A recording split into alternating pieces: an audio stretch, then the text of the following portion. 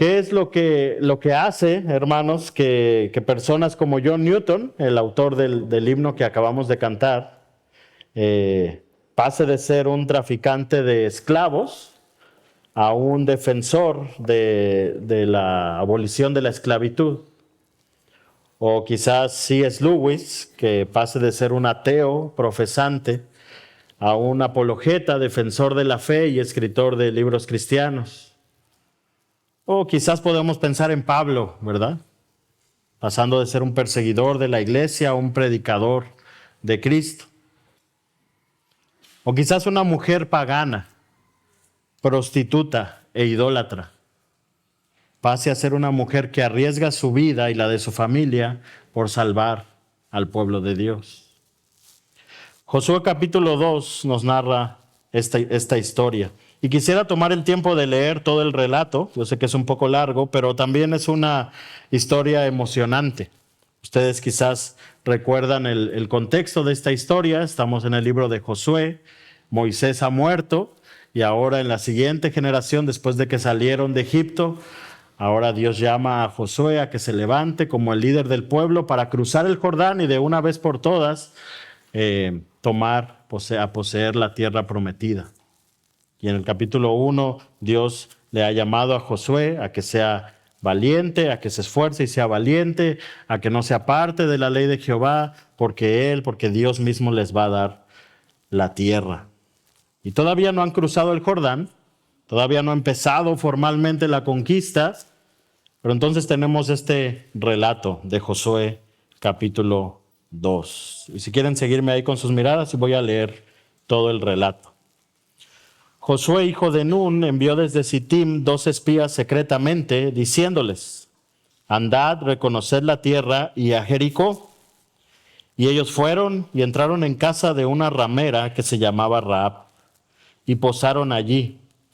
Y fue dado aviso al rey de Jericó, diciendo: he aquí que hombres de los hijos de Israel han venido aquí esta noche para espiar la tierra.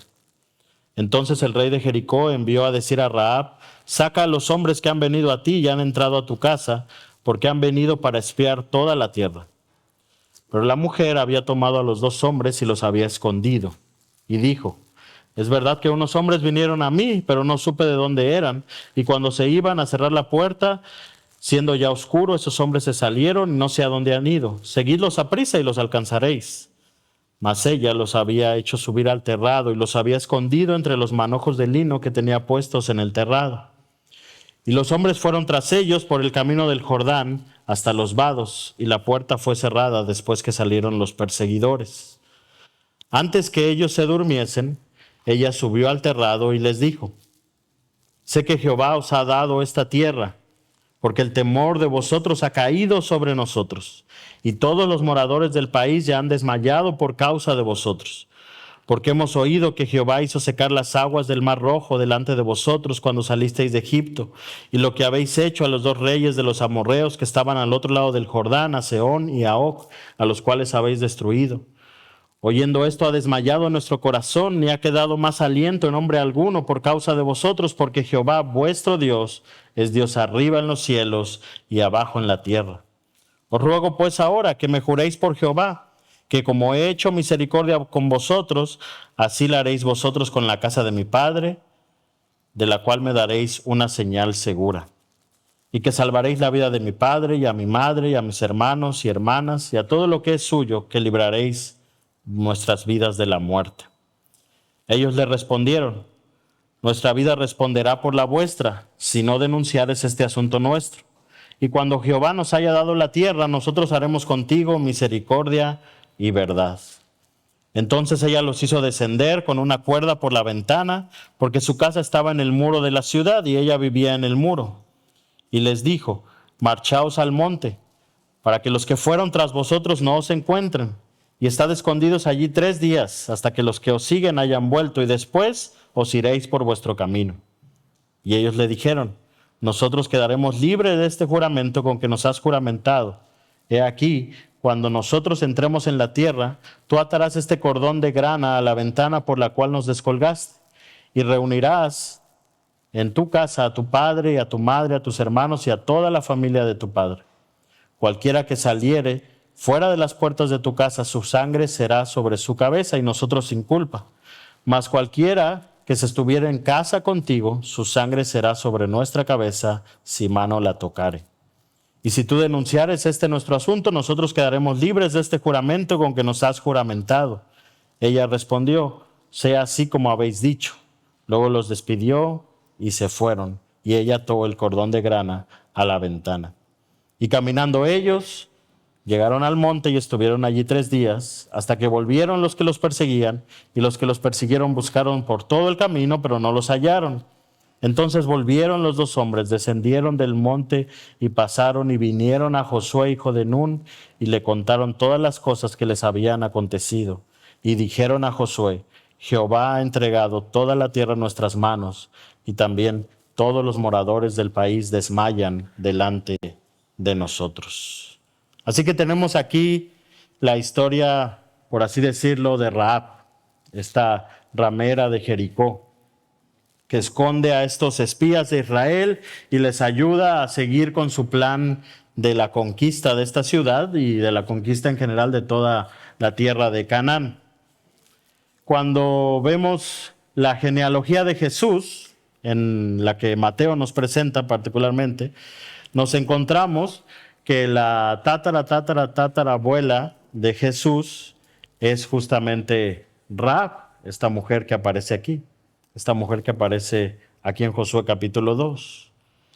Esta mujer es una mujer gentil, es una mujer cananea, de Jericó, de un pueblo idólatra, es una prostituta, probablemente algunos comentaristas piensan probablemente no solo dedicada a la prostitución ella misma, sino vendedora también, dueña de otras prostitutas.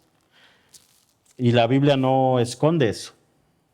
Una mujer impía en muchas maneras, que Dios en su gracia decidió salvar, la hizo una nueva criatura, le dio un nuevo corazón, y no solo eso, sino que le dio una fe que es elogiada después en el Nuevo Testamento.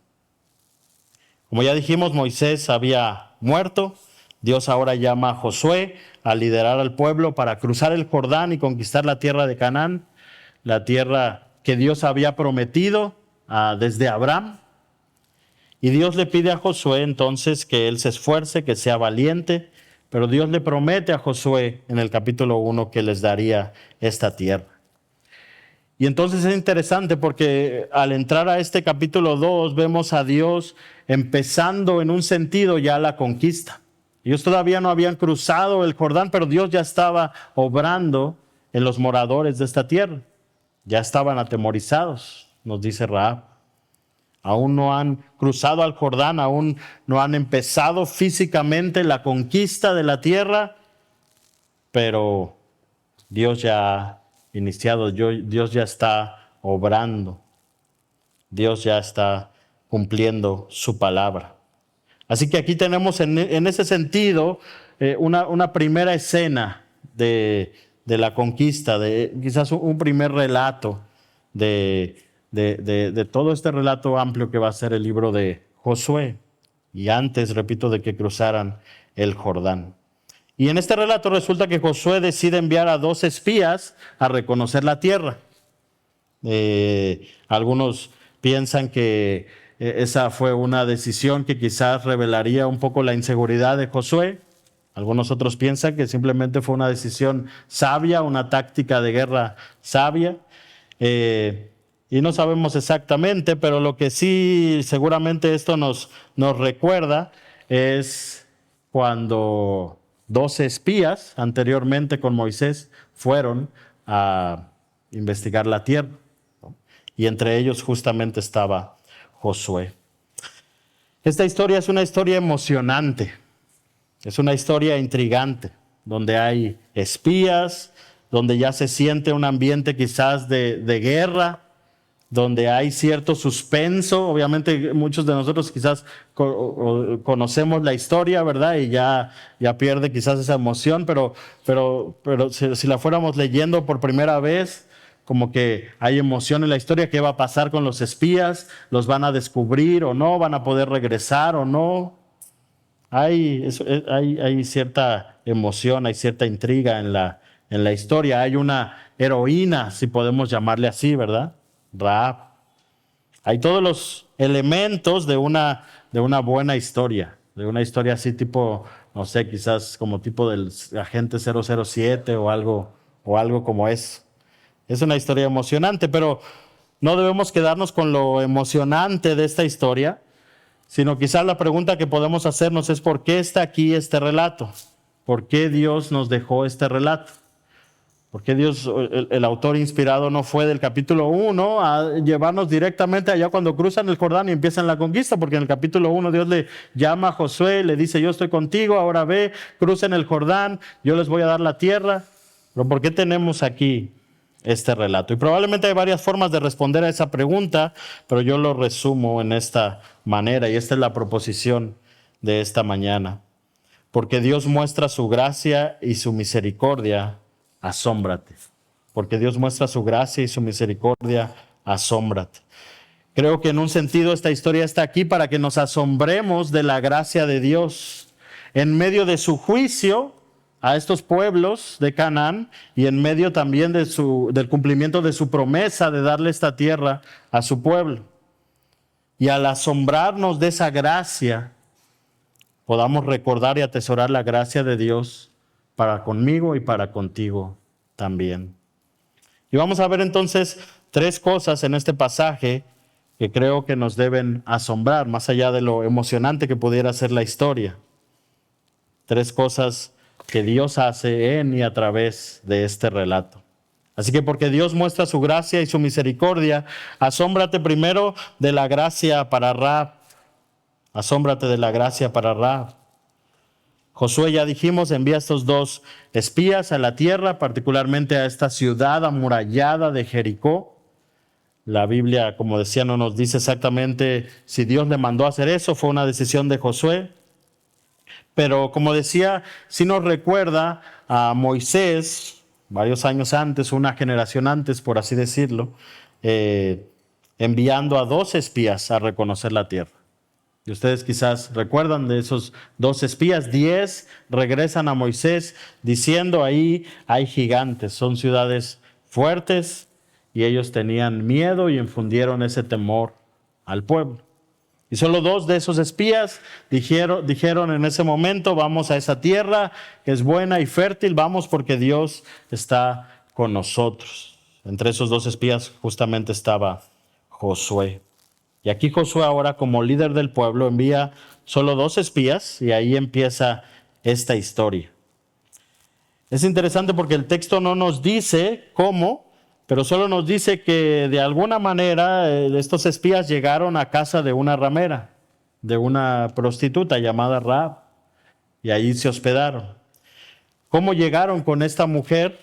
Fue una estrategia de los espías, porque quizás era un lugar del que entraban y salían muchos hombres, o fue simplemente que quizás esta mujer les dio confianza, o hubo una conversación previa. No sabemos cómo fue que llegaron a casa de esta mujer. Pero lo que sí sabemos es que el hecho que llegaran ahí fue un acto providencial de la gracia de Dios. Eso es lo que llamamos la providencia de Dios, ¿verdad? Es decir, que no hay casualidades, que Dios orquesta cada cosa y cada detalle para cumplir su plan. Eso no quita la responsabilidad del ser humano, pero sí mantiene la soberanía de Dios. En última instancia llegaron a esta casa con esta mujer porque Dios quería hacer algo con esta mujer y su familia ante la destrucción inminente de Jericó. Porque Dios tenía un plan y iba a mostrar su gracia a esta mujer llamada Rahab. Porque Dios quería salvar a esta mujer, que es, en un sentido, la menos salvable, ¿verdad? La menos digna quizás en muchos sentidos, pero que recibe esta gracia asombrosa. Recordemos, hermanos, una historia muy conocida que Dios, unos capítulos más adelante en Josué va a dar instrucciones al pueblo de Israel para destruir y arrasar a su paso en la conquista de Canaán, particularmente con Jericó, ¿verdad? Ustedes recuerdan quizás esa historia, cuando va el pueblo y tiene que dar las vueltas alrededor de los muros iban a caer, ellos tenían que entrar y destruir todo a su paso. Esta era una guerra, era una conquista. Y Dios, además de estar cumpliendo su promesa a Israel de darle esta tierra, estaba también trayendo juicios sobre estas naciones de Canaán. El pecado de estas naciones cananitas, como Jericó, había llegado a su límite, por así decirlo, a su punto máximo, por así decirlo, y Dios ahora traería el juicio y usaría a Israel como un agente de ese juicio. Deuteronomio capítulo 9, versículos 4 y 5 nos habla un poco de esto. Deuteronomio 9, 4 y 5, Dios hablando a su pueblo le dice: no pienses en tu corazón cuando Jehová tu Dios los haya echado de delante de ti, a los cananeos, a estos pueblos, a los de Jericó y los de Canaán, diciendo: por mi justicia me ha traído Jehová a poseer esta tierra, pues por la impiedad de estas naciones Jehová las arroja de delante de ti. No por tu justicia, ni por la rectitud de tu corazón entras a poseer la tierra de ellos, sino por la impiedad de estas naciones, Jehová tu Dios las arroja de delante de ti, y para confirmar la palabra que Jehová juró a tus padres Abraham, Isaac y Jacob. Así que a la vez que Dios está cumpliendo las promesas que Dios había dado desde Abraham, de darle a este pueblo suyo una tierra, a la vez Dios está también trayendo juicio a estas naciones paganas. Dios está ejecutando su juicio sobre estas naciones, así como lo hizo sobre otros pueblos en el Antiguo Testamento, especialmente quizás podemos recordar Sodoma y Gomorra, ¿verdad? ¿Y por qué pasa esto? Bueno, varios comentaristas hablan de cómo pasajes como Levítico 18 y otras fuentes aún externas a la Biblia nos muestran, por así decirlo, el grado de las prácticas pecaminosas que habían en estos pueblos. Inmoralidades de todo tipo. Se habla, por ejemplo, de inmoralidades sexuales en formas muy grotescas, sacrificio de niños, cosas similares. El asunto es que Dios está trayendo juicio a estas naciones y por eso le manda a su pueblo. Sí, esta es la promesa que Dios está cumpliendo a su pueblo de darle esta tierra, pero a la vez el juicio que Dios está ejecutando sobre ellas. Entonces, de nuevo, ¿por qué tenemos aquí esta historia? ¿Por qué no el libro va directo de Josué 1 a la conquista de Jericó, donde todos los pecadores son destruidos? Porque el autor inspirado quiere que sepamos que en medio de ese juicio que Dios está trayendo contra estos cananeos, ese juicio justo y santo, Dios decidió conceder misericordia y salvar a algunos, como Rahab y su familia. Rahab no era mejor que otros cananitas. De hecho, el hecho de que era una ramera, una prostituta, nos muestra algo del pueblo mismo, de la pecaminosidad del pueblo mismo. Era una prostituta. Algunos dicen, como dije, no solamente prostituta, sino dueña de otras prostitutas. Era una gran pecadora, por así decirlo. Y Dios en su gracia no solo la salva a ella y su familia, literalmente de la muerte que vendría, de la destrucción que vendría sobre Jericó, sino que Dios la hace parte de su pueblo y la hace también parte del linaje del Mesías prometido. Esta historia nos muestra el carácter de Dios, que es justo y santo, tan santo y justo que trae juicio sobre el pecado, pero a la vez lleno de gracia, que salva y transforma personas para su gloria. Unos capítulos más adelante, Jericó, como dije, va a ser destruida, excepto Rahab y su familia. ¿Por qué? Porque Dios les extendió gracia y misericordia. Y Rahab creyó a Dios, se arrepintió y fue recibida en el pueblo de Dios. Rahab fue salvada de la destrucción y la muerte en Jericó, pero más importante aún, Rahab fue salvada de su condenación y su pecado. Y hermano, si tú eres un creyente, un hijo de Dios, Dios hizo también esto último contigo. Te salvó de tus pecados. Por su gracia nos salvó de su justo y santo juicio. En un sentido, Rahab es parte de una historia aún más emocionante que Josué capítulo 2. Rahab, y este relato es parte de la gran historia de redención que nos incluye a ti y a mí, donde Dios salva a pecadores por su gracia, por medio de la fe. Los salva del justo juicio a través de la persona y obra de Jesús. Y Rahab no solamente es un ejemplo de eso, como ya dijimos, es parte de esa simiente, de esa genealogía que un día traería a Jesús y la salvación a nosotros también. En un sentido podemos pensar por qué Dios salvó a Rahab, porque en medio de todo lo que está pasando en Josué y todo lo que va a pasar en los capítulos siguientes en Josué, de toda esta conquista y de toda esta guerra, Dios está, por así decirlo, protegiendo, perpetuando la simiente prometida. La simiente, la descendencia prometida desde Génesis 3:15, desde inmediatamente después de la caída.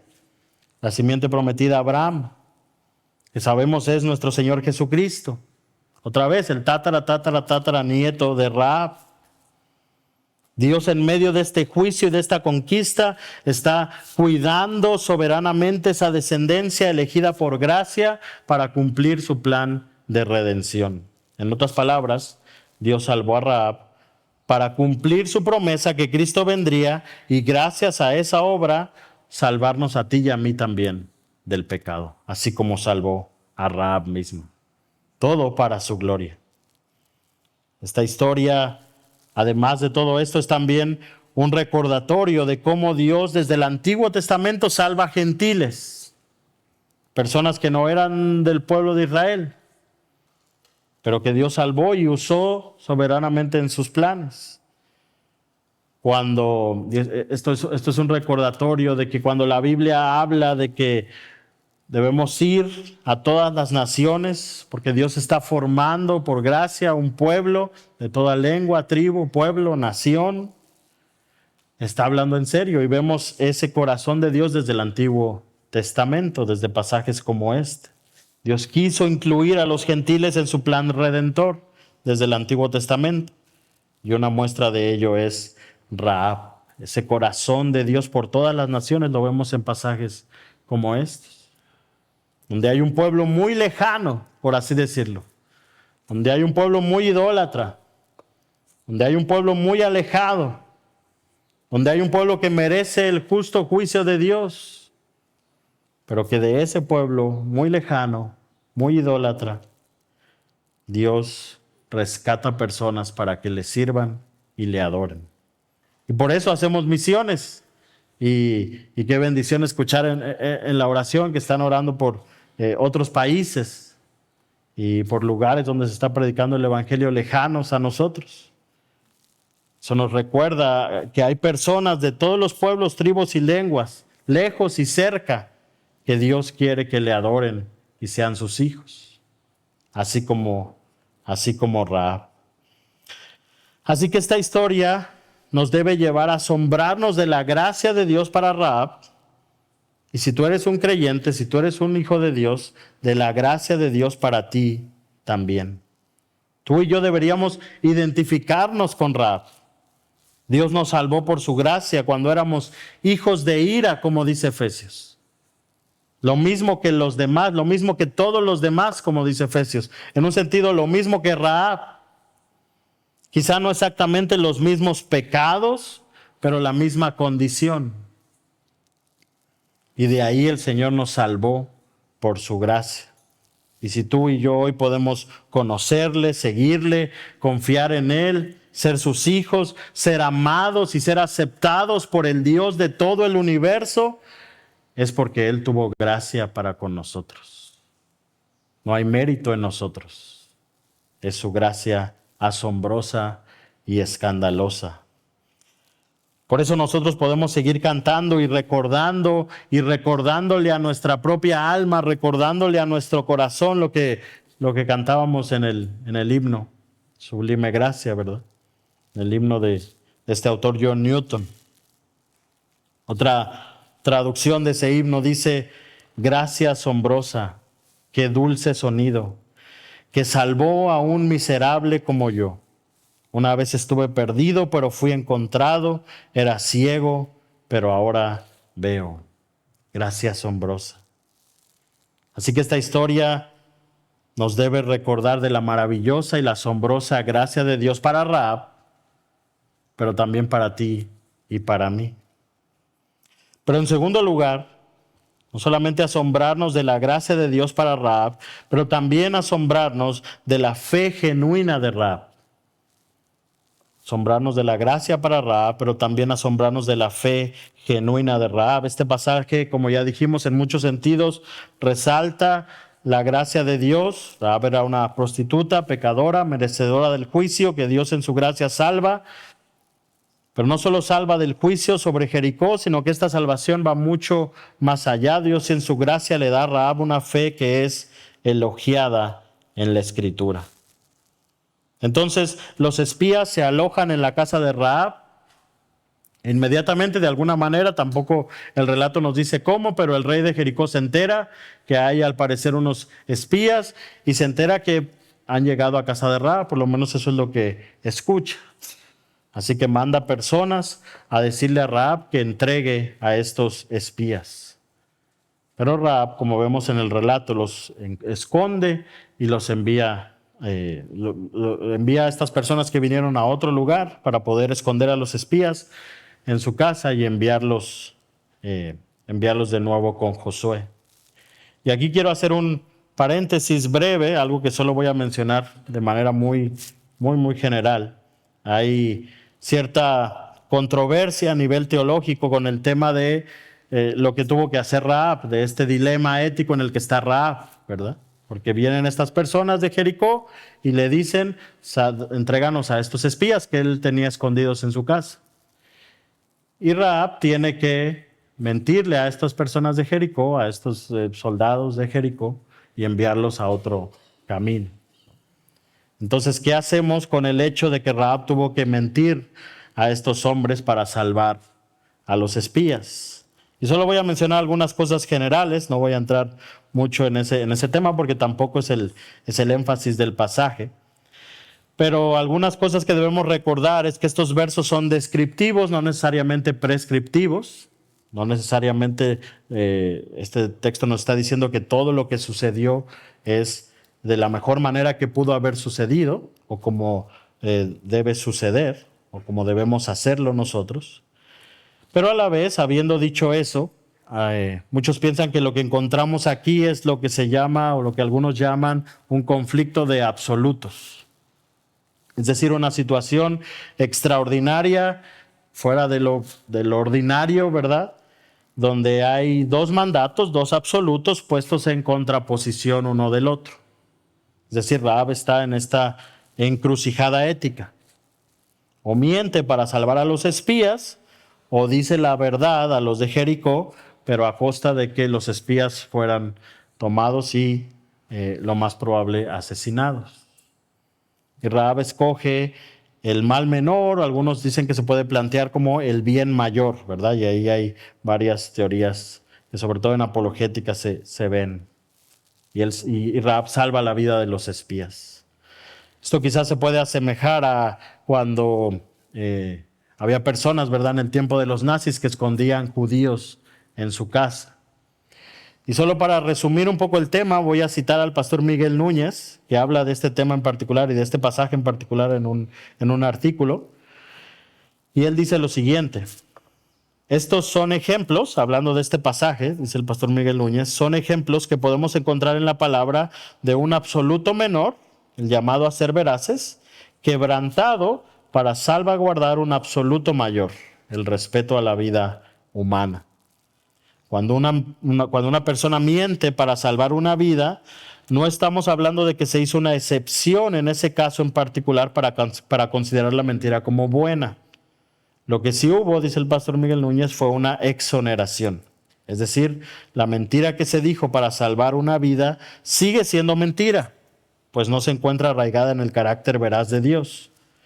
Pero como Él es soberano, puede exonerar a la persona que tomó una decisión en favor de un absoluto mayor por encima de uno menor. Se trata entonces, dice el pastor Miguel, de una exoneración de la culpa, no de una excepción a la regla. Debo decir que hay discusión en este tema, ¿no? Algunos también dicen que Rahab, más que ser exonerada, que quizás la mejor forma de verlo es que Rahab simplemente pecó y después tuvo que arrepentirse de esa mentira, ¿verdad? Es un tema complejo y motivo de debates teológicos, y después se tienen buenos maestros de la Biblia aquí, así que ya después pueden preguntarles si ellos van a resolver todas sus dudas en cuanto a este tema. Pero es importante, lo que sí es importante decir es que al hablar de estos, de este conflicto de absolutos, si así lo llamamos, no es lo mismo que decir el fin justifica los medios. Tampoco es hablar de relativismo, todo es relativo. Sí, es decir, si es pecado no es relativo, dependiendo de la situación, no es eso de lo que estamos hablando. Es una situación fuera de la normal, excepcional, una situación en la que probablemente tú y yo nunca nos vamos a encontrar. Y por eso también es importante decir, no se puede usar un pasaje como este para justificar la mentira. La mentira es pecado, no intentemos justificarla. La situación en la que estaba Rahab, lo más probablemente tú y yo nunca tengamos que vivirla, y ciertamente hay cierto grado de misterio en eso, ¿verdad? Cómo Dios puede usar aún el pecado para cumplir sus propósitos. Pero nunca esa realidad debe llevarnos a justificar el pecado, ¿no? Y decir cosas, bueno, es que no me quedó otra opción, tenía que mentir. Es que pues tuve que hacer esta verdad a medias y a veces usamos eso, ¿verdad? Para un bien mayor. Realmente ese bien mayor es un bien muchas veces egoísta, ¿verdad? No es la misma situación normalmente. Así que esas cosas que usamos para justificar la mentira delante de Dios no tienen valor. Mentir es un pecado y la mentira debe no justificarse, sino tratarse como cualquier pecado, confesarlo, arrepentirse. Mata tu mentira, no la justifiques, no uses un pasaje así para justificar la mentira. Pero, cerrando el paréntesis, habiendo dicho solamente de manera muy general un poco de este tema, porque como digo, tampoco es el énfasis del pasaje. Lo que sí debemos entender es que al esconder a estos espías y enviarlos de vuelta a Josué, Rahab estaba haciendo algo sumamente valiente. Estaba yendo en contra de su propio pueblo, estaba arriesgando su vida, porque si el rey hubiera descubierto que ella les estaba ayudando, probablemente el castigo sería la muerte. ¿Y por qué hizo esto Rahab? ¿Por qué Rahab esconde a estos espías? Era la primera vez que los veía probablemente. ¿Por qué Rahab los toma, los esconde, se va en contra de su rey, de su pueblo? Bueno, ella misma nos dice en un sentido por qué en los pasajes que leímos, ¿verdad? Donde ella en el versículo 9 en adelante les dice a estos espías: sé que Jehová os ha dado esta tierra, porque el temor de vosotros ha caído sobre nosotros. Todos los moradores del país ya han desmayado por causa de vosotros, le dice Rahab a estos espías. Hemos oído lo que hizo Jehová, les dice Rahab. Versículo 11, ha desmayado nuestro corazón, no ha quedado aliento en hombre alguno por causa de vosotros. Y dice Rahab, porque Jehová, vuestro Dios, es Dios arriba en los cielos y abajo en la tierra.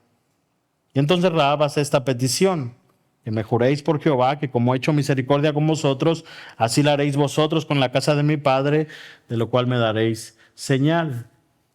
Rahab sabe que este pueblo va a conquistarlos y pide misericordia para ella y su familia. Que cuando llegue el momento y conquisten Jericó, salven a ella y a su familia, lo cual eventualmente hacen, ¿verdad? Pero probablemente, y no probablemente, sabemos que hay algo más que está pasando aquí. Porque Rahab no solamente está pidiendo salvar su vida, sino que Rahab está reconociendo al Dios de Israel como el Dios verdadero. De hecho, usa el nombre Jehová, Yahweh, el nombre oficial de Dios, ¿verdad? Por así decirlo, el nombre del pacto. Rahab tiene esa fe en Dios, esa fe verdadera. ¿Y cómo lo sabemos? Primeramente por su confesión, lo que ella dice.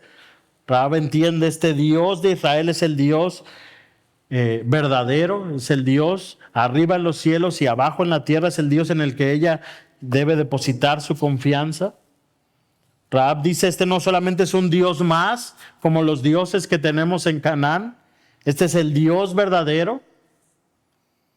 Es interesante porque Rahab dice que todo el pueblo ha escuchado que vienen los israelitas, todo el pueblo ha escuchado en un sentido de este Dios y tienen temor.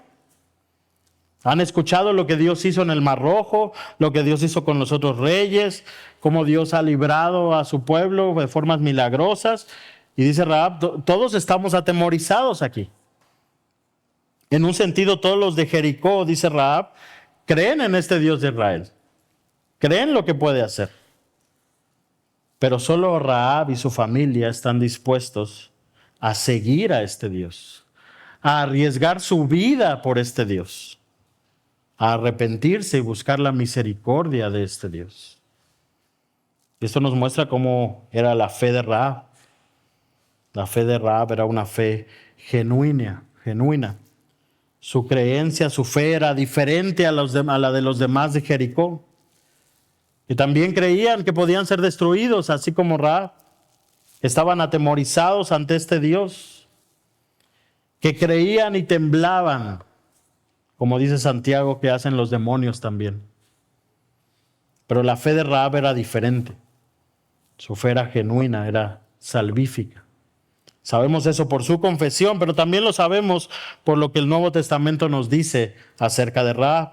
Hebreos 11:31. Rahab está entre los héroes de la fe. Hebreos 11:31. Por la fe, Rahab, la ramera, no pereció juntamente con los descendientes, habiendo recibido a los espías en paz. Rahab está ahí entre todos esos héroes de la fe. La fe de Rahab le salvó porque su fe era verdadera, era genuina.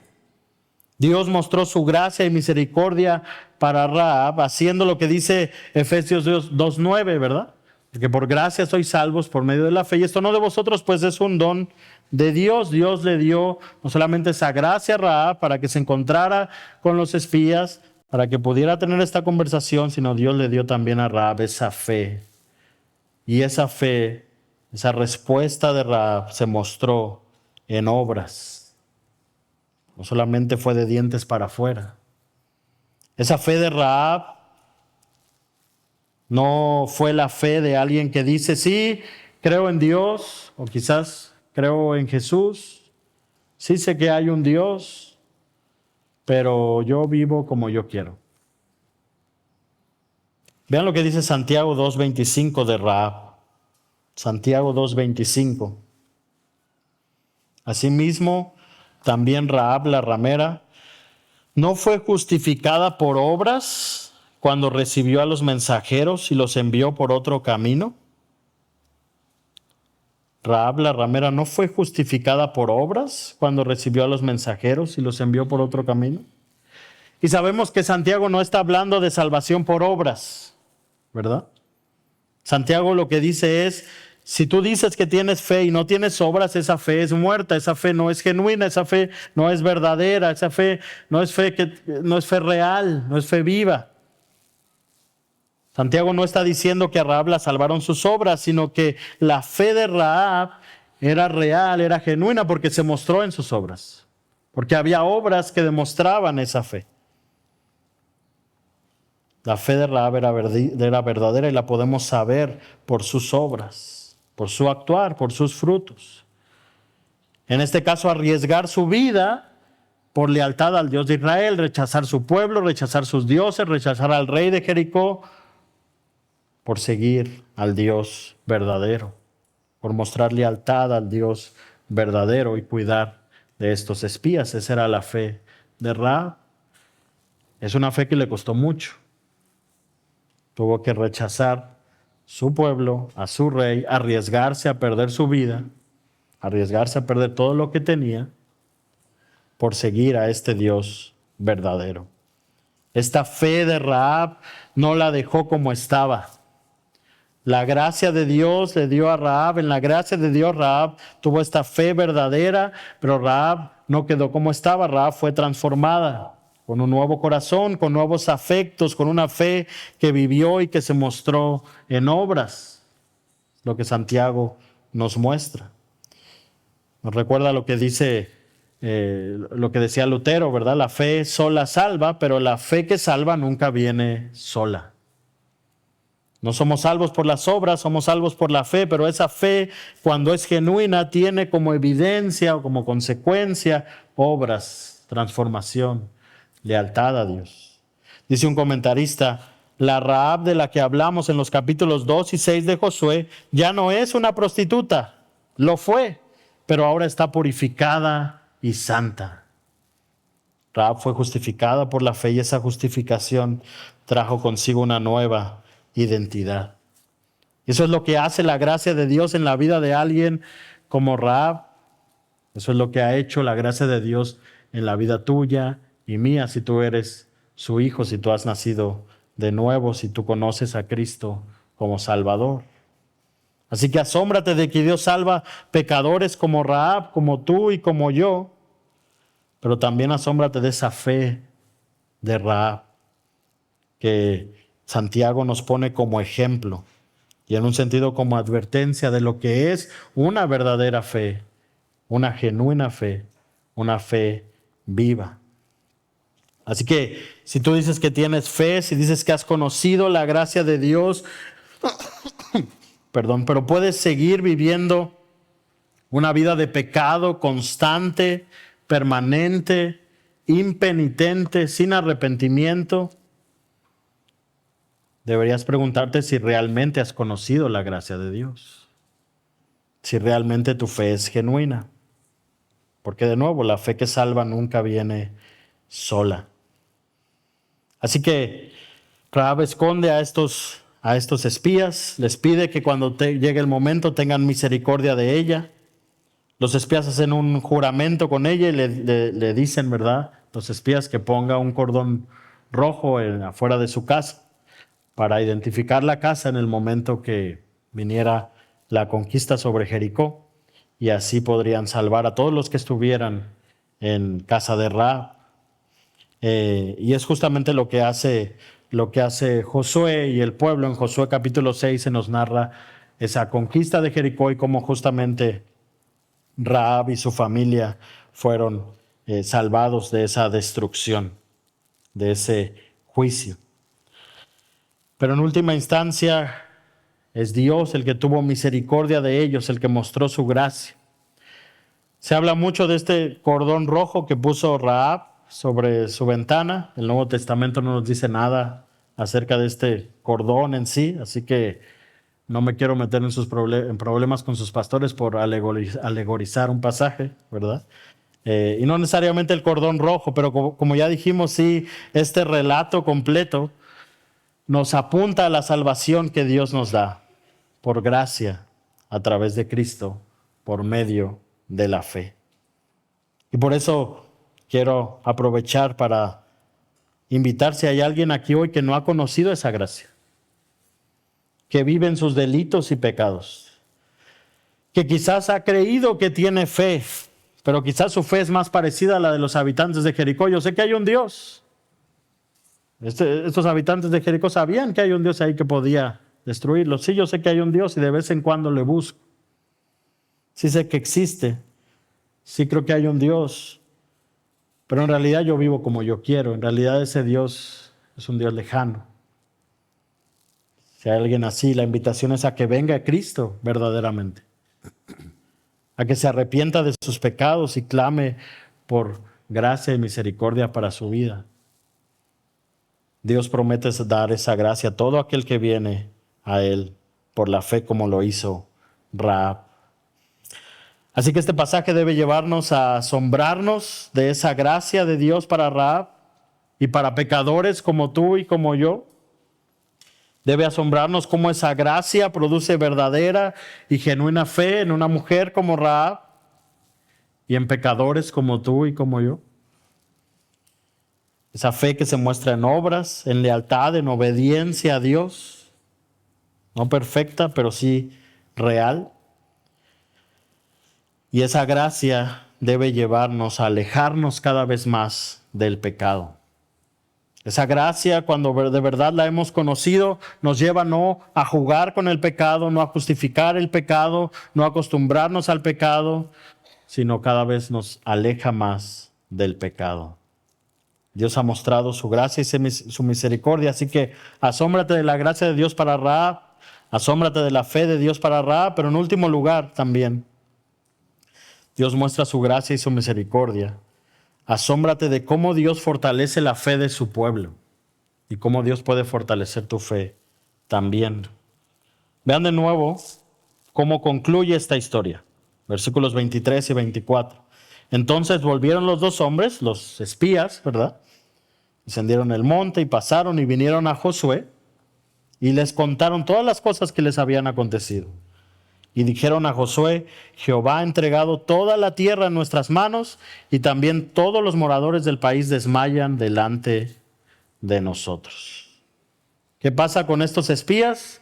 Después de que son librados ahí en Jericó, Rahab los esconde, logran huir de los que los perseguían, regresan sanos y salvos a Josué, pueden escapar y llegar con Josué trayendo estas noticias. ¿Y cuál es la conclusión de estos espías después de todo lo que vivieron? Jehová ha entregado toda la tierra en nuestras manos. Esa es la conclusión de ellos. Realmente Dios está con nosotros. Realmente Dios nos ha dado la tierra. Ellos vieron a Dios que ya estaba obrando aún antes de ellos cruzar el Jordán. Aún antes de ellos empezar la conquista físicamente, ellos vieron cómo Dios, en un sentido, ya había empezado la conquista. Este pueblo estaba atemorizado, este pueblo, nada más por lo que había escuchado del Dios de ellos, ya estaba derrotado. Ellos habían visto a Dios obrar de manera invisible. Aún no han empezado la conquista, pero Dios ya estaba obrando. Así que Dios en su gracia no solo le habló a Josué y le dijo en el capítulo 1, te he entregado esta tierra, esfuérzate y sé valiente. Dios en su gracia en esta historia también le mostró que Dios ya estaba cumpliendo su palabra, que Dios ya estaba obrando para entregarle esta tierra.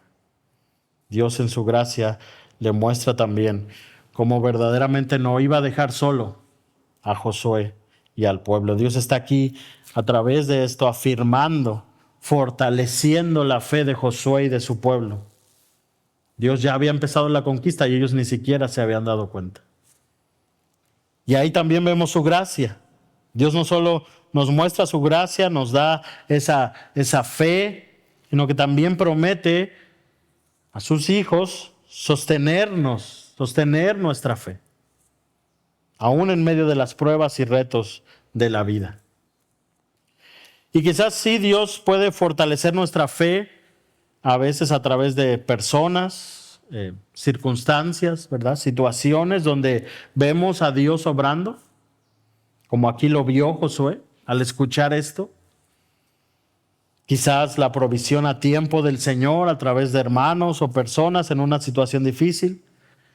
Quizás alguien que viene y nos anima en medio de un momento en el que nuestra fe está tambaleando.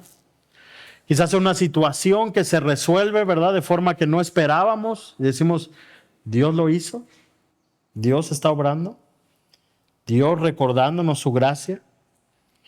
Pero más allá de esas muestras palpables de la gracia de Dios en nuestra vida, de esas muestras palpables de cómo Dios está con nosotros, como aquí lo puede ver Josué, nosotros tenemos algo más importante, algo que Josué no tenía para fortalecer nuestra fe. Nosotros en momentos de prueba, de dificultad, de duda, podemos voltear a la cruz y mirar al Salvador y cobrar ánimo. Es lo que dice Hebreos 12:3. Considerad aquel que sufrió tal contradicción de pecadores contra sí mismo, para que vuestro ánimo no se canse hasta desmayar. Nosotros podemos ver a Cristo. Nosotros podemos ver a nuestro gran Salvador y ahí encontrar ánimo y fortaleza en medio de cualquier circunstancia.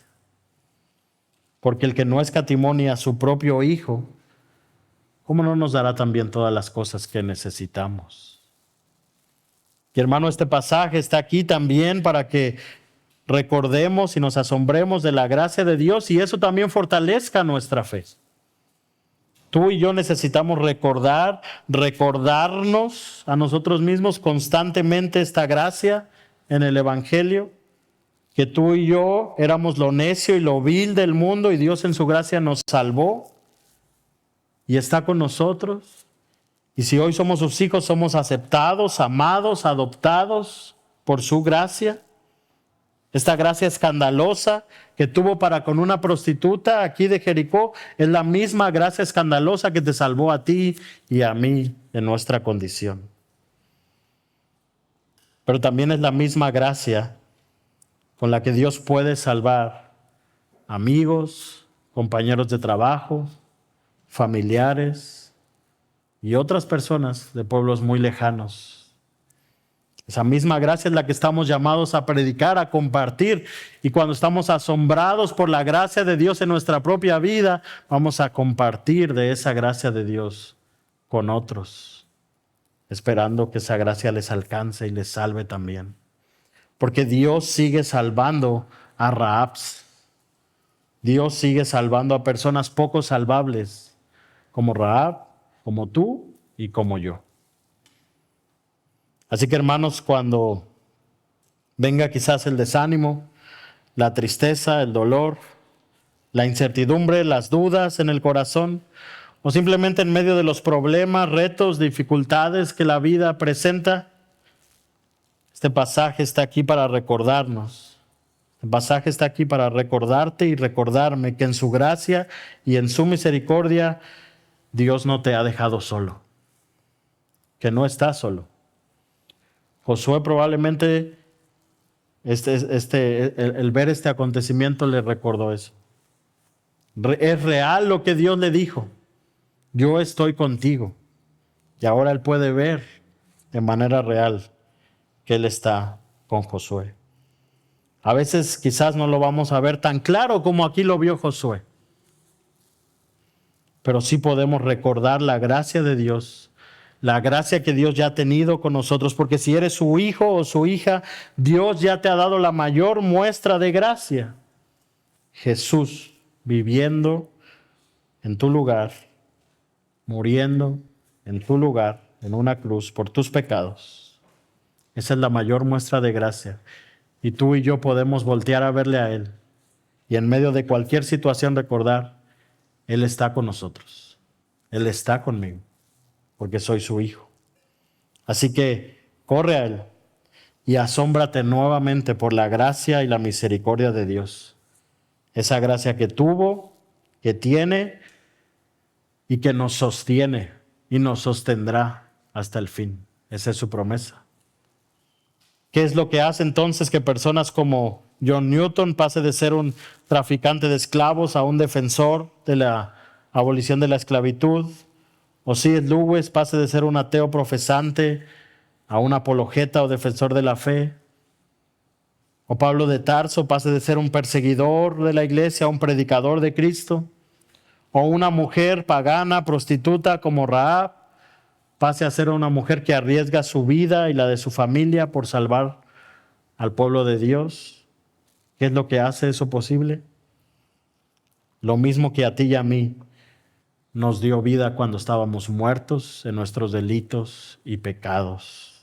Lo mismo que a ti y a mí nos sostiene hoy en la fe. La gracia de Dios, la asombrosa gracia de Dios. Así que porque Dios muestra su gracia y misericordia, asómbrate. Asómbrate de la gracia para Rahab, de la fe de Rahab, de cómo Dios fortalece la fe de su pueblo, porque así como con Rahab, Dios ha tenido gracia asombrosa para contigo, si tú eres su hijo o su hija. Así como a Rahab, Dios en esa gracia te ha dado fe genuina. Y así como a Josué y a su pueblo, Dios, por gracia, no solo te da fe, sino te promete también sostenerte y fortalecer esta fe. Y que este pasaje pueda hacer eso en nuestras vidas.